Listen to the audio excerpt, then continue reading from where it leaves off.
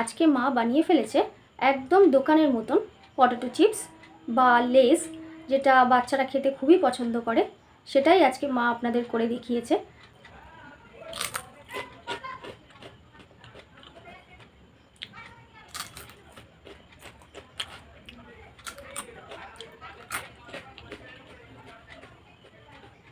আওয়াজটা শুনে আপনারা আশা করি বুঝতে পেরে গেছেন যে লেসটা কতটা মুচমুচে হয়েছে এবং কতটা সুন্দর হয়েছে।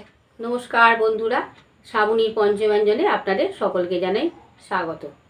আজ আমি আমার মেয়েকে সঙ্গে নিয়ে চলে এসেছি। এই দেখুন আমার মেয়ে। আমি যত রান্না করি সবই আমার মেয়ে ভিডিও এডিট করে, সমস্ত কিছুই আমার মেয়ে সব কিছুই করে, শুধু আমি রান্নাটুকুই করি। নমস্কার, আপনাদের সকলকে আমার মায়ের চ্যানেলে স্বাগত জানিয়ে আজকের ভিডিওটা শুরু করব।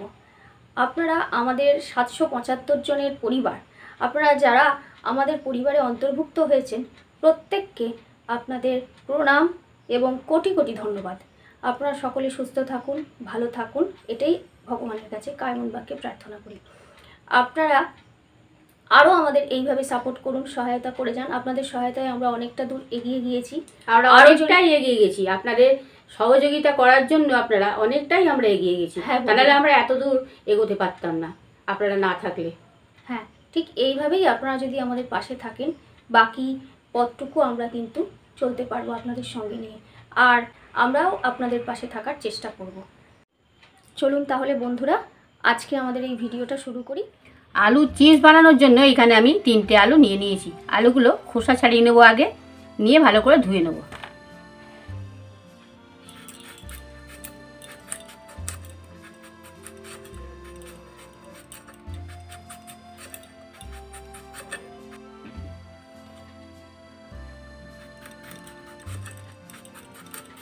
এইভাবে সব আলুর খোসা ছাড়িয়ে নেব। আলুগুলোর খোসা ছাড়িয়ে নিয়েছি, খোসা ছাড়িয়ে আলুগুলোকে জলে দিয়ে দিয়েছি। এখানে একটা গ্রেটার নিয়ে নিয়েছি। গ্রেটারের যে এই অংশটা, আলু চিপস করতে গেলে এই অংশটা দিয়েই কাটতে হবে, সেই জন্য এই রকম ধরনেরই কিন্তু গ্রেটারটা নিতে হবে। দেখুন আলুটাকে ঠিক এইভাবে ধরতে হবে, এইভাবে ধরলে কিন্তু হবে না, ঠিক এইভাবে ধরতে হবে। ধরে গ্রেটারের উপর চাপ দিতে হবে, দিয়ে আস্তে করে কাটতে হবে। খুব সাবধান যাতে হাত না কেটে যায় সেইরকমভাবে।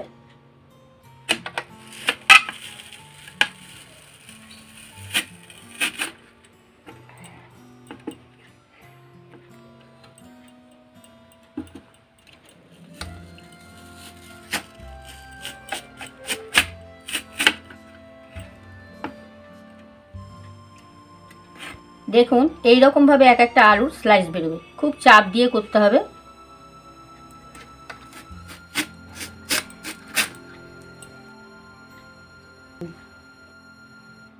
দেখুন বন্ধুরা, ঠিক এই রকম হবে কাটাটা, একদম লেজের মতন। দোকানে যেরকম লেজ বিক্রি হয় ঠিক সেই রকম হবে। দেখুন বন্ধুরা, সব আলুগুলোকে এইভাবে কেটে নিয়েছি। এখন ভালো করে ধুয়ে নেব।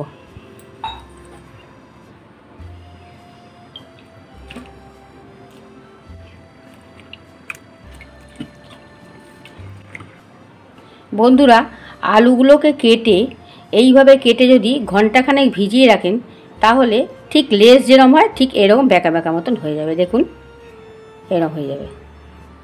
আমিও ঠিক এইভাবেই করেছিলাম, তার জন্য ঠিক এইভাবে সব কটা আলু বেঁকা বেঁকা হয়ে গেছে।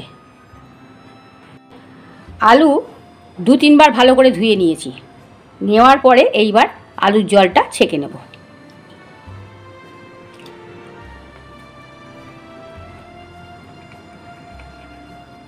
এখানে আমি একটা টাওয়েল নিয়ে নিয়েছি। একটা একটা করে আলু এর ওপর দিয়ে দেবো, যাতে জলটা ভালো করে ঝরে যায়। জলটাকে কিন্তু একদম শুকিয়ে নিতে হবে বন্ধুরা।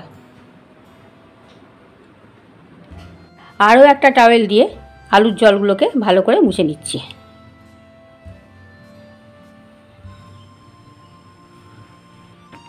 দেখুন বন্ধুরা, আলুগুলো কাটতে কাটতে শেষের দিকে চলে এলে তখন এই রকম ছোট ছোট হয়ে যাবে সাইজগুলো। এই টাইপের একটু কেটেও যাবে, একদম ছোট দিকে চলে এলে এরকমই হবে। প্রথমটা এরকম হবে না, তখন তো বড় বড়ই উঠবে।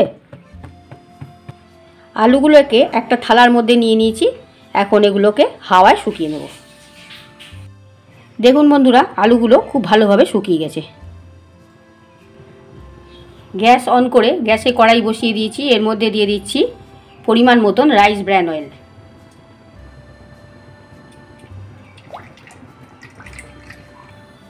তেলটা ভালোভাবে গরম হয়েছে কিনা একটা আলু ফেলে চেক করে দেখছি। না, এখনও ভালোভাবে গরম হয়নি, আস্তে আস্তে গরম হচ্ছে। এইবার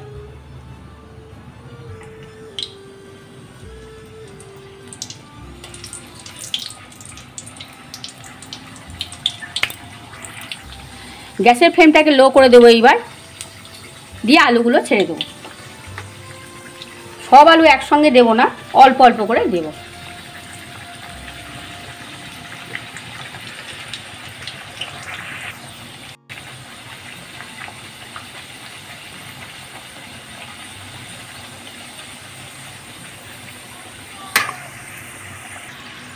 দেখুন বন্ধুরা, আর বাবলস কাটছে না। যখন প্রথম দিয়েছিলাম তখন কাটছিল, এখন দেখুন তেলটা কীরকম হয়ে গেছে। এইবারে আলুগুলো হয়ে গেছে, তুলে নেবো একে একে। দেখুন কীরকম আওয়াজ হচ্ছে, কীরকম মুচমুচে হয়েছে। বাকি আলুগুলোকেও এইভাবে ভেজে নেব।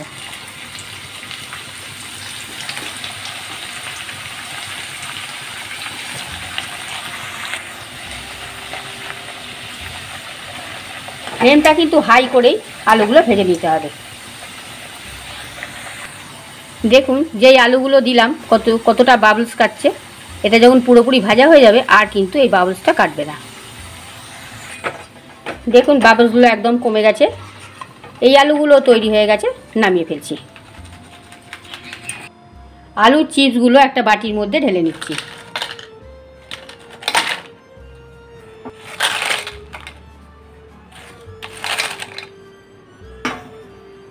দেখতেই পাচ্ছেন বন্ধুরা কতটা মুচমুচে হয়েছে। দেখুন বন্ধুরা কতটা মুচমুচে হয়েছে। আমি একটা আপনাদের ভেঙে দেখাই। দেখুন, দেখেছেন কত সুন্দর হয়েছে। এইবার আলুর চিপসগুলো একটু ঠান্ডা করে নেব। ততক্ষণে চলুন বন্ধুরা একটু মশলা বানিয়ে নিই। এর মধ্যে দিয়ে দিচ্ছি 1 চা চামচ কাশ্মীরি মরিচের গুঁড়ো, দিয়ে দিচ্ছি 1 চা চামচ চাট মশলা, আর দিয়ে দিচ্ছি অল্প একটু লবণ। মশলাটা এখন ভালোভাবে মিক্সড করে নিচ্ছি। এইবার মিক্সড করা মশলাটা এর ওপর দিয়ে ছড়িয়ে দিচ্ছি।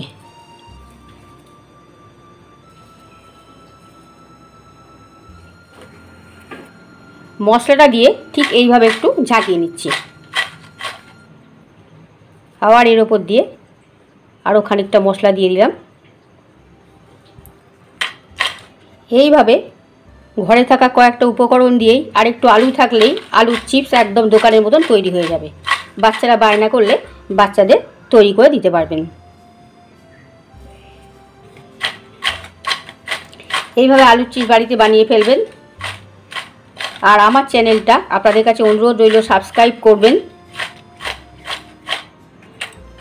ভিডিওটা ভালো লাগলে লাইক কমেন্ট শেয়ার করতে ভুলবেন না বন্ধুরা। আপনাদের কাছে অনুরোধ রইল। আর পাশে থাকা বেল আইকনটা ক্লিক করবেন যাতে সমস্ত রকম রান্নার নোটিফিকেশন আপনাদের কাছে পৌঁছে যায়।